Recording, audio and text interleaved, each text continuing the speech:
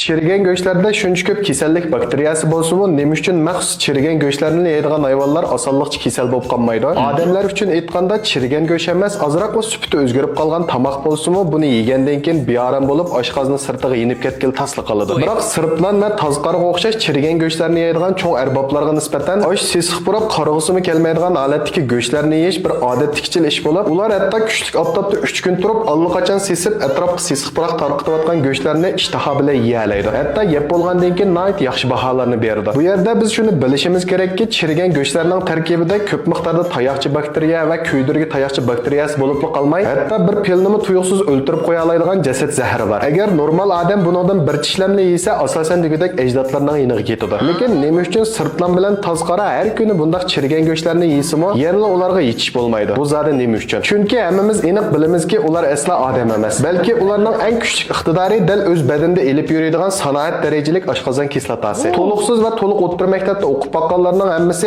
odam badanidagi oshqozon kislotasining pH qiymatining 1.5 dan 3.5 dan oralig'ida bo'lganligini doimli unutib qoladi. Garchi bu xil kislotalik xususiyat mixning sirtqi yuzini chirtib ta'laydigan bo'lsa-mu, biroq u tayoqchi bakteriyasi va kuydirgi tayoqchi bakteriyasiga yo'liqqanda uningga aslo amal qila olmaydi. Biroq tozqar bilan sirtlarning oshqozon kislotasining pH qiymati 0.8 ga yetadigan bo'lib, undaqda bu zar qanday hukm? Ya'ni bu bo'lsa-mu sanoat darajasidagi quyuq tuz kislotasiga barobar bo'lib, odam badanidagi oshqozon kislotasining 10 dan 100 to'g'ri keldi. Bu xil kuchli kislota muhitida bakteriyalarning hujayra posti H5 parchalanib, zaharning qurilmasimi buzg'unchilikka uchraydi. Ya'ni bu xil intayin kuchli bo'lgan oshqozon kislotasi chirigan go'shtlardagi tayoqchi bakteriya, kuydirgi tayoqchi bakteriyasi, g'aljirish kasallik virusi va o'qsiman qurt qatorliqlarni o'z ichiga olgan 99% dan ortiq kasallik bakteriyasini bevosita yo'qotib ta'laydi. Ya'ni bu bakteriyalar tozqara va sirtlarning oshqozoniga kirgandan keyin o'zining eng xatarlik bakteriya degan ismiga yuz kelolmaydiganligini his qiladi. Bu yer kelguchi astoydil anglayotgan do'stlarimiz balkim 99% kasallik bakteriyasini yo'qotib ta'laydi dedi. Undaqda qolib qolgan 1% kasallik bakteriyasi ularga ziyon yetkazmamdi deb so'rashi mumkin. Amaliyotda buningda ansirashning hojati yo'q. Ya'ni bu xil hayvonlarning yana bir quroli bo'lsa, dal ularning badanidagi yuqori darajalik immun sistemasi. Tozqarning tenida alohida bir xil qon zardabi oqsili bor bo'lib, ko'p miqdorda bakteriya va chirigan jonliqlar paydo qilgan nerv toksinlarni neytrallashtira oladi. Ya'ni oddiylashtirib esaq suyuldirib ajizlashtirdi demakchi. Endi sirtlarning tendagi oqqan hujayralarining aktivligimi intayin yuqori va yutish iqtidorimi nihoyat kuchli bo'lib, tez suratda bu oz miqdordagi to'rdan tushib qolgan kasallik qo'zg'atuvchilarni bir taraf qila oladi. Ya'ni bu xil hayvonlarning tenida bir yurish eng yuqori darajalik virus yo'qotish yumshoq detali har vaqt xizmat holatida turadigan bo'lib, virus bayqalgan aman orqasiga xabar yetkazib majburiy tozalandi. Endi tozqarni misolga olsak, tozqarning bosh qismidagi bakteriyalarning turi 500 xilda oshadi. Lekin uchay yo'lida faqat 70 necha xil bakteriya turi bor bo'lib, ya'ni eng kuchli va eng xatarlik bo'lgan o'sha 70 xil bakteriyalarla uning badaniga kira oladi. Kirgan taqdirdami nihoyat tezli pushaymon qiladi. Bu yerga kelganda yana ba'zi do'stlarimiz chirigan go'shtlar shuncha yaxshi bo'lsa,